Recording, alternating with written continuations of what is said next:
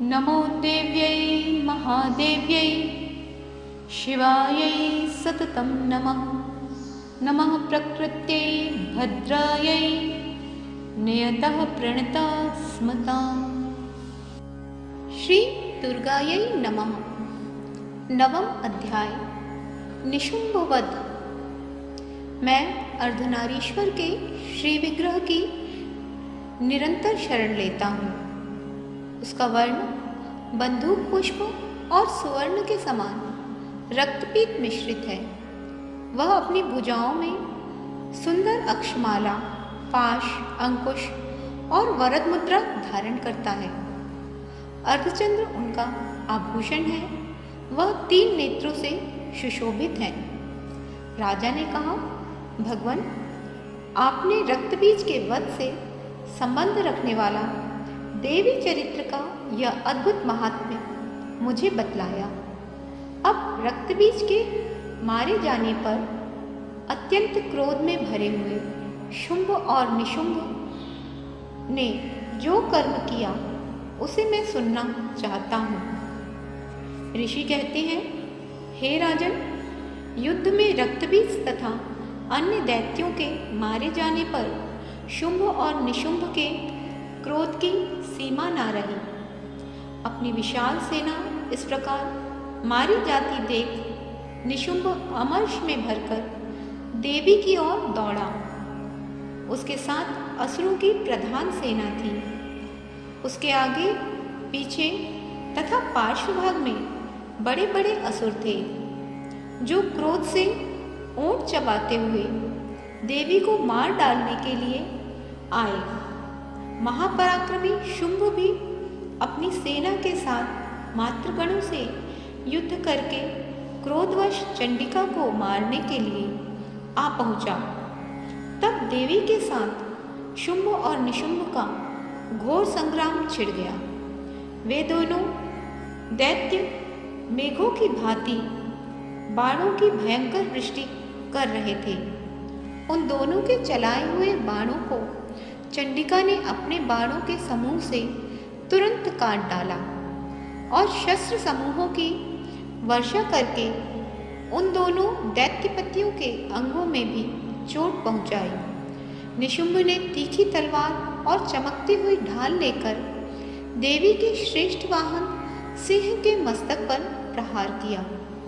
अपने वाहन को चोट पहुंचने पर देवी ने शुरप नामक बाण से निशुंभ की श्रेष्ठ तलवार तुरंत ही काट डाली और उसकी ढाल को भी, जिसमें 8 चांद जड़े थे, खंड खंड कर दिया। ढाल और तलवार के कट जाने पर उस असुर ने शक्ति चलाई, किंतु सामने आने पर देवी ने चक्र से उसके भी 2 टुकड़े कर दिए। अब तो निशुंभ क्रोध से जल उठा और उस दानव ने देवी को मारने के लिए शूल उठाया, किंतु देवी ने समीप आने पर उसे भी मुक्के से मारकर चूर्ण कर दिया। तब उसने गदा घुमाकर चंडी के ऊपर चलाई, परंतु वह भी देवी के त्रिशूल से कटकर भस्म हो गई। तदंतर दैत्यराज निशुंभ को फरसा हाथ में लेकर आते देख देवी ने बाण समूहों से घायल कर धरती पर सुला दिया। उस भयंकर पराक्रमी भाई निशुंभ के धाराशाही हो जाने पर शुंभ को बड़ा क्रोध हुआ और अंबिका का वध करने के लिए वह आगे बढ़ा। रथ पर बैठे बैठे ही उत्तम आयुधों से सुशोभित अपनी बड़ी बड़ी 8 अनुपम भुजाओं से समूचे आकाश को ढककर वह अद्भुत शोभा पाने लगा। उसे आते देख देवी ने शंख बजाया और धनुष की प्रत्यंचा का भी अत्यंत दुस्सह शब्द किया। साथ ही अपने घंटे के शब्द से, जो समस्त दैत्य सैनिकों का तेज नष्ट करने वाला था, संपूर्ण दिशाओं को व्याप्त कर दिया। तदंतर सिंह ने अपनी दहाड़ से, जिसे सुनकर बड़े बड़े गजराजों का महान मद दूर हो जाता था, आकाश, पृथ्वी और 10 दिशाओं को गुंजा दिया। फिर काली ने आकाश में उछलकर अपने दोनों हाथों से पृथ्वी पर आघात किया। उससे ऐसा भयंकर शब्द हुआ जिससे पहले के सभी शब्द शांत हो गए। तत्पश्चात शिवदूती ने दैत्यों के लिए अमंगलजनक अट्टहास किया। इन शब्दों को सुनकर समस्त असुर थर्रा उठे, किंतु शुंभ को बड़ा क्रोध हुआ। उस समय देवी ने जब शुंभ को लक्ष्य करके कहा, ओह दुरात्मा, खड़ा रह, खड़ा रह। तभी आकाश में खड़े हुए देवता बोल उठे, जय हो, जय हो। शुंभ ने वहां आकर ज्वालाओं से युक्त अत्यंत भयानक शक्ति चलाई। अग्नि में पर्वत के समान आती हुई उस शक्ति को देवी ने बड़े भारी लूके से दूर हटा दिया। उस समय शुंभ के सिंहनाद से तीनों लोग गूंज उठे। राजन, उसकी प्रतिध्वनि से वज्रपात के समान भयानक शब्द हुआ, जिसने अन्य शब्दों को जीत लिया। शुंभ के चलाए हुए बाणों के देवी ने और देवी के चलाए हुए बाणों के शुंभ ने अपने भयंकर बाणों द्वारा सैकड़ों हजारों टुकड़े कर दिए। तब क्रोध में भरी हुई चंडिका ने शुंभ को शूल से मारा। उसके आघात से मूर्छित हो वह पृथ्वी पर गिर पड़ा। इतने में ही निशुंभ को चेतना हुई।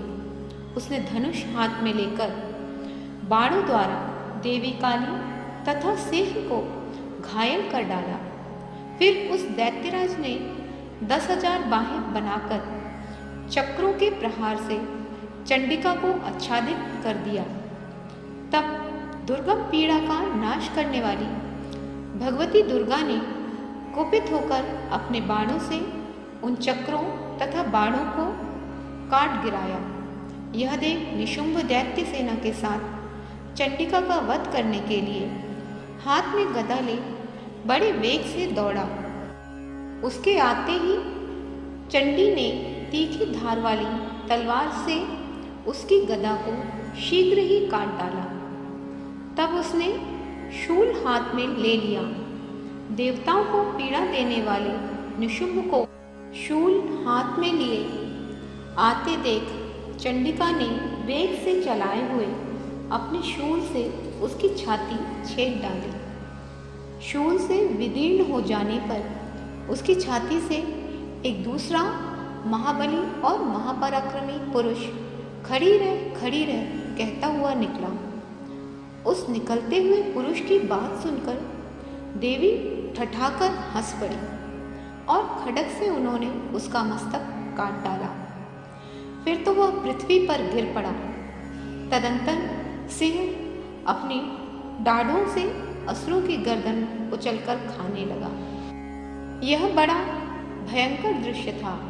उधर काली तथा शिवदूती ने भी अन्यान दैत्यों का भक्षण आरंभ किया।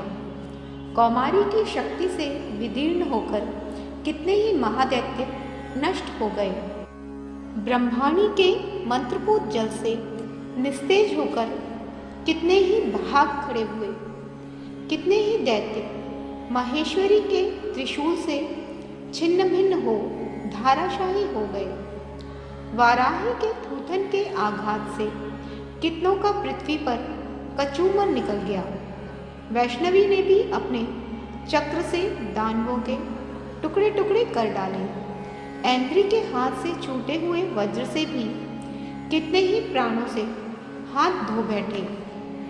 कुछ असुर नष्ट हो गए, कुछ उस महायुद्ध से भाग गए तथा कितने ही काली शिवदूती तथा सिंह के ग्रास बन गए। इस प्रकार श्री मार्कंडेय पुराण में सर्वाणिक मनवंतर कथा के अंतर्गत देवी महात्म्य में निशुंभ वध नामक 9वां अध्याय पूर्ण हुआ।